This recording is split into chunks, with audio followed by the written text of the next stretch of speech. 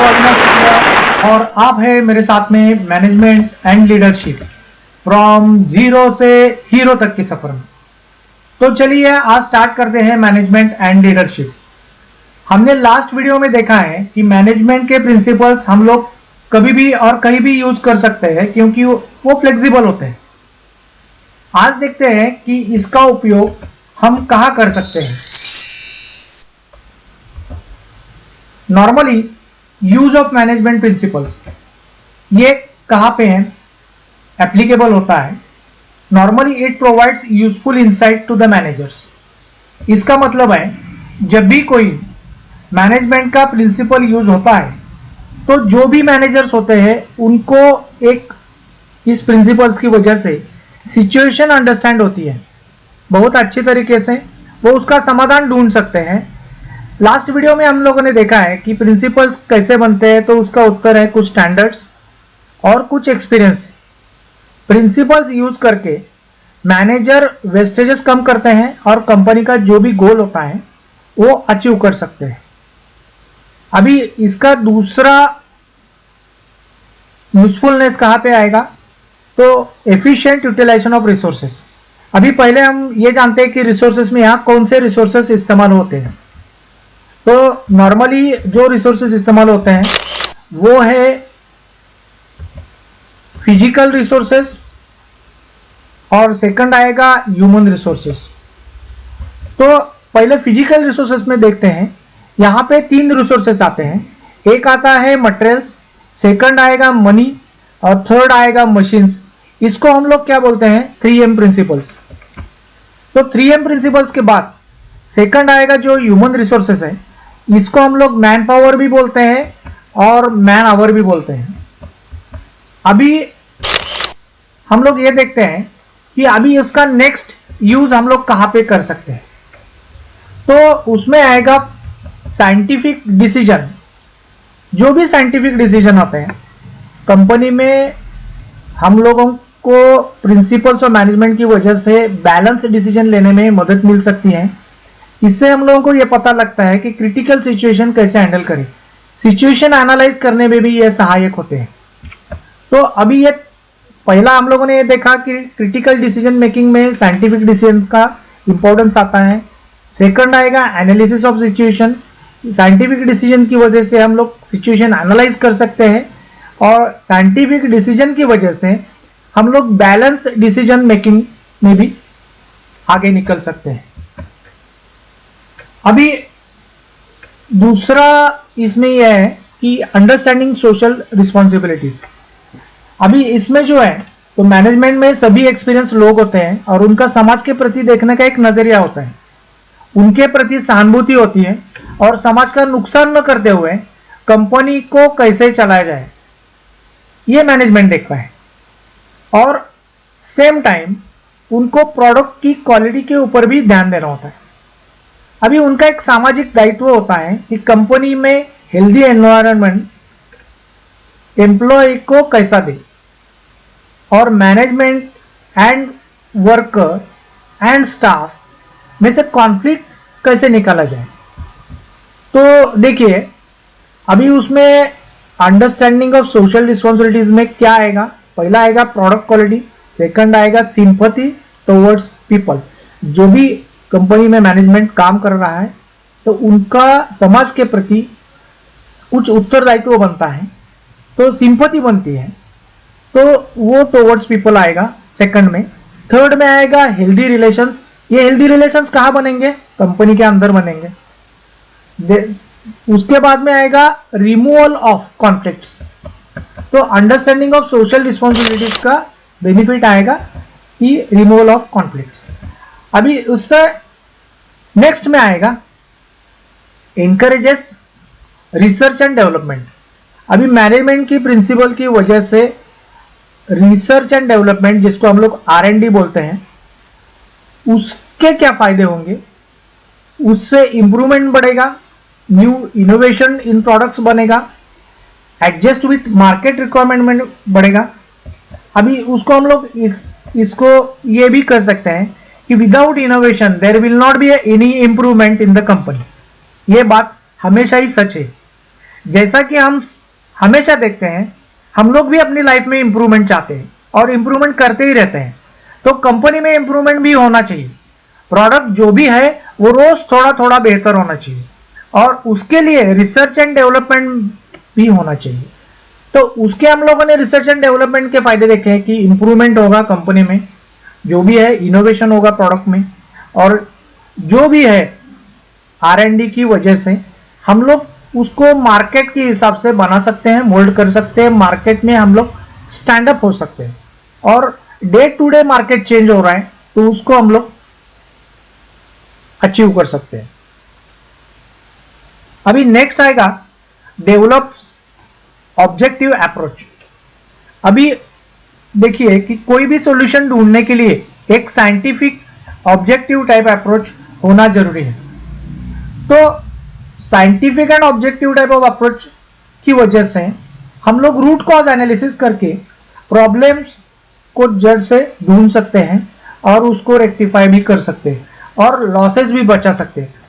अभी देखिए कि डेवलप्स ऑब्जेक्टिव अप्रोच में क्या आएगा, सॉल्यूशन फाइंडिंग आएगा, जिसकी वजह से हम लोग objective approach mean scientific approach रहेगा तो सॉल्यूशन फाइंड आउट हो सकता है। अप्रोच साइंटिफिक रहेगा तो लॉसेस कम हो जाएंगे। रूट कॉज एनालिसिस पे हम लोग जा सकेंगे और लॉसेस इसकी वजह से रिड्यूस कर सकते हैं। और जो मेन पॉइंट ऑफ प्रॉब्लम है, जहां पे एग्जैक्टली प्रॉब्लम आ रहा है, वो हम लोग रूट कॉज एनालिसिस की वजह से फाइंड आउट कर सकते हैं और उससे हम लोग कंपनी का लॉसेस बचा सकते हैं। अभी देखिए मैं आपको एक फ्रेमवर्क दे रहा हूं for efficient utilisation of resources. अभी देखिए फ्रेमवर्क में क्या क्या है। फ्रेमवर्क में आएगा प्रॉपर बैलेंस। अभी कंपनी में क्या चाहिए, हम लोगों को बैलेंस होना चाहिए। बैलेंसेस कहां पे होना चाहिए, तो वो मैनेजमेंट एंड रिसोर्सेस में होना चाहिए। दूसरा आएगा डिसिप्लिन। ऑर्गेनाइजेशन में कभी भी कौन सा भी ऑर्गेनाइजेशन हो, किसी भी टाइप का हो, छोटा या बड़ा हो या फिर मीडियम या फिर एकदम से स्मॉल ऑर्गेनाइजेशन हो, वहां पे हम लोगों को डिसिप्लिन की बहुत आवश्यकता है। अगर डिसिप्लिन नहीं है तो we will be in trouble. Then अभी ये इंप्रूव करेगा, क्या इंप्रूव करेगा, हेल्दी वर्किंग एनवायरनमेंट। इसका मतलब है कंपनी में workers, staff and managers and above manager, senior managers and up to the MD level, वो कंपनी में हेल्दी वर्किंग एनवायरनमेंट बनाएगा, इंक्रीज करेगा परसेंटेज एफिशिएंसी ऑफ एम्प्लॉइज की। अभी वो इफेक्टिव कहां पे होता है, तो वो एडमिनिस्ट्रेशन लेवल पे इफेक्टिव होता है। अभी देखिए नेक्स्ट आएगा overall control on systems and procedures. अभी अगर समझो कि हम लोग ये जो रिसोर्सेस है, ये अगर हम लोग प्रॉपर इस्तेमाल नहीं करते तो ओवरऑल कंट्रोल हमारा कहा जाएगा, सिस्टम्स एंड प्रोसीजर्स के ऊपर से कंट्रोल निकल जाएगा। जैसा ही सिस्टम्स एंड प्रोसीजर्स के ऊपर से कंट्रोल निकल गया तो हमारा जो परफेक्शन आने वाला है, ऑडिटिंग ऑन मटेरियल कंजम्पशन, तो वो नहीं आएगा। इसका मतलब यह है कि हम लोग we are in deep trouble, that means we are losing control on cash. तो हम लोग इसको एक दफा रिपीट करके देखते हैं कि रिसोर्सेस अगर हम लोगों ने प्रॉपर इस्तेमाल नहीं किए, मैनेजमेंट में अगर डिसीजन प्रॉपर लिए नहीं गए, तो टोटल लॉस होता है कैश का। तो ये बाद में इंपैक्ट करेगा, आपके कंपनी का जो प्रोग्रेस है वो होने से रह जाएगा।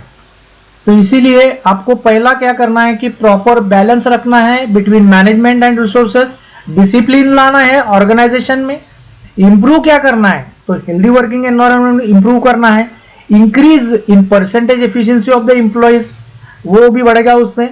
और इफेक्टिवनेस कहां पे आएगा, उसका रिप्लीकेशन आएगा एडमिनिस्ट्रेशन के ऊपर। ओवरऑल कंट्रोल कहां पे जाएगा, सिस्टम्स एंड प्रोसीजर्स के ऊपर। तो अगर ये ऊपर के सब फैक्टर्स परफेक्ट हैं तो सिस्टम्स एंड प्रोसीजर्स के ऊपर परफेक्शन में कंट्रोल आएगा।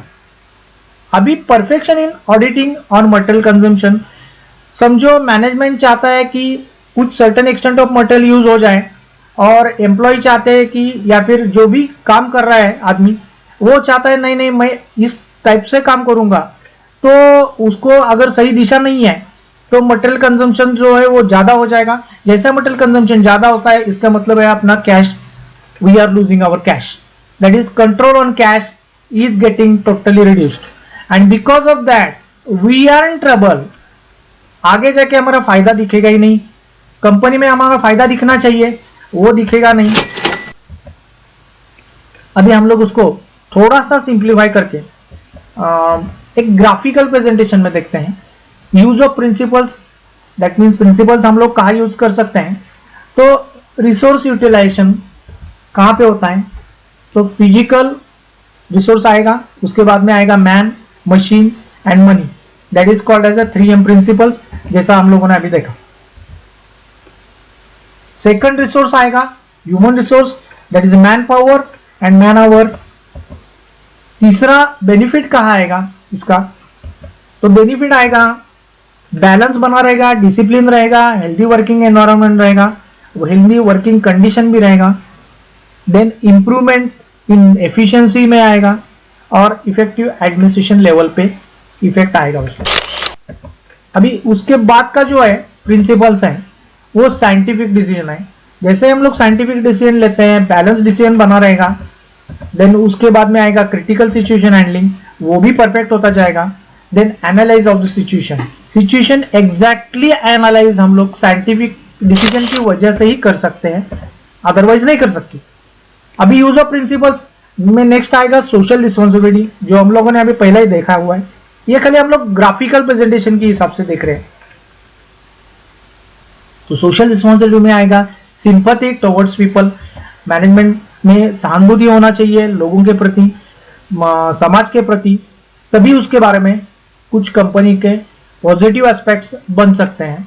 देन हेल्दी रिलेशंस होना चाहिए, कंपनी में हेल्दी रिलेशंस होना चाहिए। देन रिमूवल ऑफ कॉन्फ्लिक्ट होना चाहिए, जैसे ही कॉन्फ्लिक्ट रिमूव होता है मैनेजमेंट में सभी जगह पे अच्छा रिलेशन अगर बनता है तो we can produce a very good results over there.